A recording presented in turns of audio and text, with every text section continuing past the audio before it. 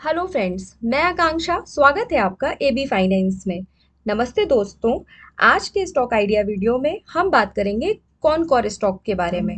इस स्टॉक में एक बहुत अच्छा ट्रेड सेटअप बना हुआ है जो कि स्विंग ट्रेड सेटअप है। इस ट्रेड सेटअप में मैं आपके साथ डिटेल में आपका एंट्री, स्टॉप लॉस और टारगेट ये सब एक्सप्लेन करूंगी। और साथ ही हम डिस्कस करेंगे कि इस स्विंग ट्रेड सेटअप की क्वालिटी कैसी है। तो और मैं आपको ये भी एक्सप्लेन करने की पूरी कोशिश करूँगी कि आप कैसे इसमें अपने रिस्क मैनेजमेंट को कंसीडर करते हुए कितनी क्वांटिटी बाय कर सकते हैं। तो हम इसमें ये सारी चीज़ें प्रॉपरली डिस्कस करने वाले हैं। तो चलिए अपना डिस्कशन स्टार्ट करते हैं। आप इस वीडियो में अंत तक बने रहें, आपको बहुत कुछ सीखने को मिलेगा। और साथ ही आप ये भी जान पाएंगे कि कैसे एक अच्छे ट्रेड सेटअप को ढूंढते हैं और कैसे उसकी एनालिसिस करते हैं। फ्रेंड्स, यहाँ पर मैं आपको ये क्लियर कर देना चाहती हूँ कि हमारा यहाँ पे कोई सीधा रिकमेंडेशन नहीं है। ये एजुकेशनल पर्पज से बनाया गया एक वीडियो है। तो आपको हमेशा अपने रिस्क मैनेजमेंट को ध्यान में रखते हुए ही कोई ट्रेड प्लान करना है और उसमें अपनी एंट्री प्लान करनी है। तो सबसे पहले आपको मैं ये बताना चाहती हूँ कि स्विंग ट्रेड सेटअप को हम टेक्निकल लैंग्वेज में एमआईटी ट्रेड सेटअप भी बोल सकते हैं। एमआईटी ट्रेड सेटअप मतलब monthly income trade. Monthly income trade एक ऐसी ट्रेड सेटअप होती है जिसमें आपको आपका टारगेट कुछ दिनों में मिल सकता है। कई बार इसमें आपका अगर ट्रेड सेटअप बहुत अच्छा है, बहुत ज़्यादा पावरफुल है, तो आपको टारगेट मिलने में एक दिन का भी समय नहीं लगता। और कई बार ऐसा भी होता है कि आपको इसमें 1 वीक 2 वीक्स भी लग जाए। तो ये मंथली इनकम ट्रेड है, इसका मतलब ये बिल्कुल भी नहीं है कि आपको टारगेट मिलने में 1 महीना लग जाएगा। ठीक है, तो ये यहाँ पर क्लियर करना ज़रूरी था। साथ ही स्विंग ट्रेड सेटअप में आगे बढ़ने से पहले मैं आपको बताती हूँ कि इसके लिए आपको सबसे पहले जाना होता है मंथली टाइम फ्रेम पे। मंथली टाइम फ्रेम पे जाकर हम लोकेशन की मार्किंग करते हैं, लोकेशन का जोन आइडेंटिफाई करते हैं। तो लोकेशन का जोन क्या होता है ये समझना ज़रूरी है आपके लिए।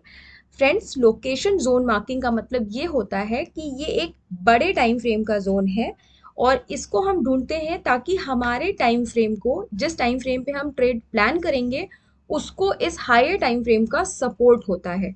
तो इसको हम बोलते हैं लोकेशन टाइम फ्रेम। ठीक है, ये एक बड़ा टाइम फ्रेम होता है।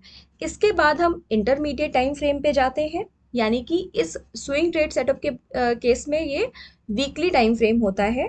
और वीकली टाइम फ्रेम पे जाकर के हम देखते हैं कि ट्रेंड क्या कह रहा है। अगर ट्रेंड अप है, यानी कि हम लॉन्ग का ट्रेड लेने के लिए अलाउड हैं। और अगर ट्रेंड डाउन है तो हमें शॉर्ट करने के लिए हम अलाउ होते हैं उस स्टॉक में। यहाँ पे लॉन्ग का मतलब ये है कि हम बाय कर सकते हैं। और अगर ट्रेंड डाउन है, यानी शॉर्ट का ट्रेड करने के लिए ट्रेंड अलाउ कर रहा है, इसका मतलब उस स्टॉक को हमें सेल करना होगा। तो लॉन्ग और उसका आपको मतलब समझ में आया होगा। और साथ में हम इसके बाद हम लास्ट में जाते हैं डेली टाइम फ्रेम पे, जहां पर हम प्रॉपरली अपनी एंट्री, स्टॉप लॉस और टारगेट को मार्क करते हैं, अपनी एंट्री प्लान करते हैं। तो चलिए अब मैं आपको सीधा चार्ट पे ले चलती हूँ और वहां पर मैं आपको प्रॉपरली जोन मार्किंग के साथ में इस ट्रेड को प्लान करके दिखाती हूँ। तो जैसा कि आप देख सकते हैं स्क्रीन पे, मैंने कॉनकॉर में क्वार्टरली टाइम फ्रेम का चार्ट लगा रखा है।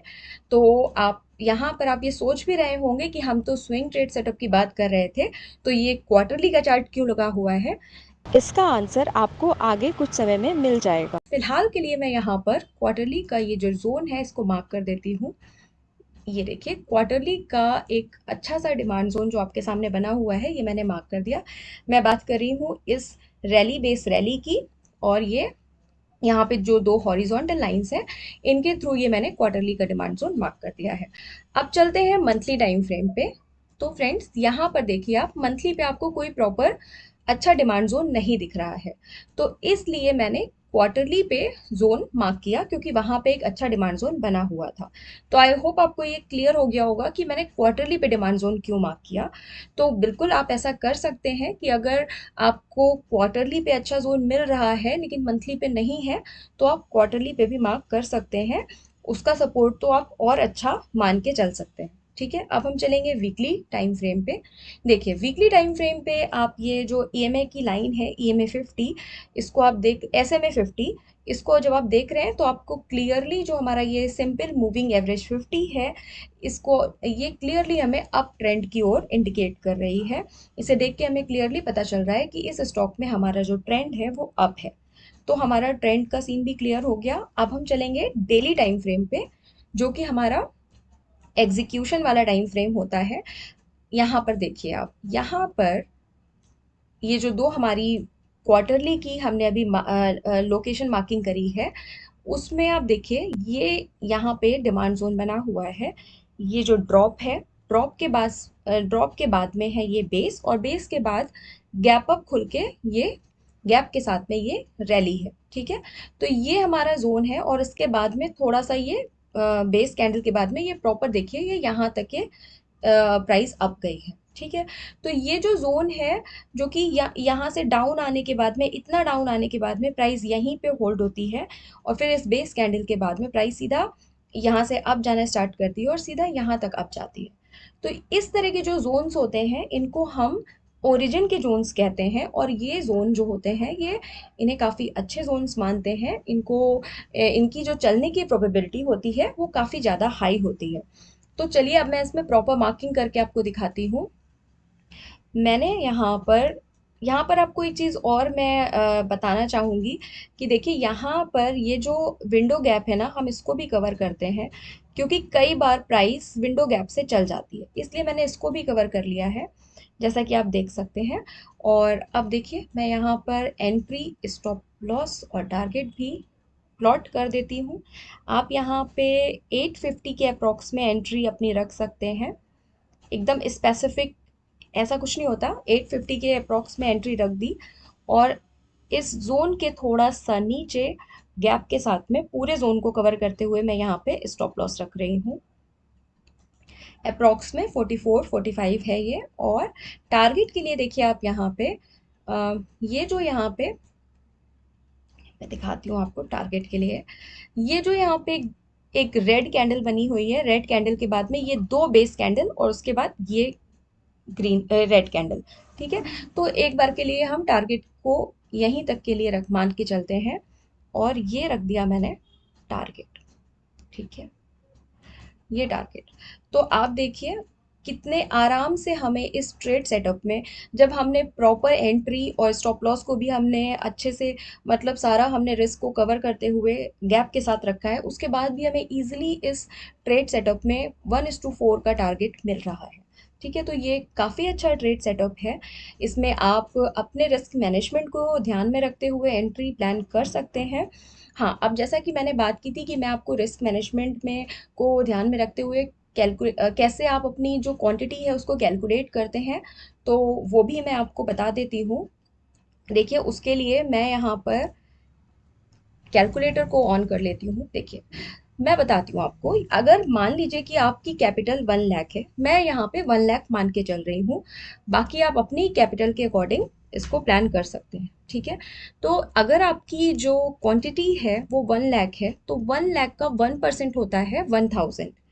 आपको सिंपली ये करना है कि आपको 1000, जो कि आपकी 1 लाख कैपिटल का 1% हुआ, तो आपको 1000 को डिवाइड करना है उस वैल्यू से जो आपके स्टॉप लॉस के साथ ब्रैकेट में दिख रही है।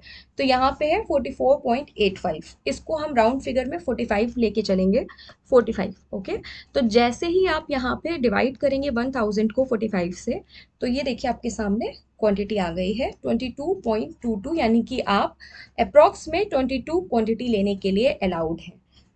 इसी तरह से इन केस अगर आपको ऐसा है कि आपको 1 लाख कैपिटल से, मतलब आप और ज़्यादा क्वांटिटी इसमें अफोर्ड कर सकते हैं, तो फिर आप उस केस में 1 लाख का 2% यानी 2000 को भी ऐसे ही 45 से डिवाइड करेंगे, तो आपके सामने क्वांटिटी आ जाएगी।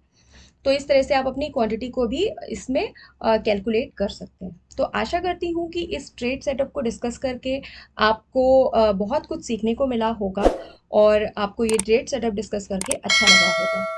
आज के लिए डिस्कशन में इतना ही। Thank you so much.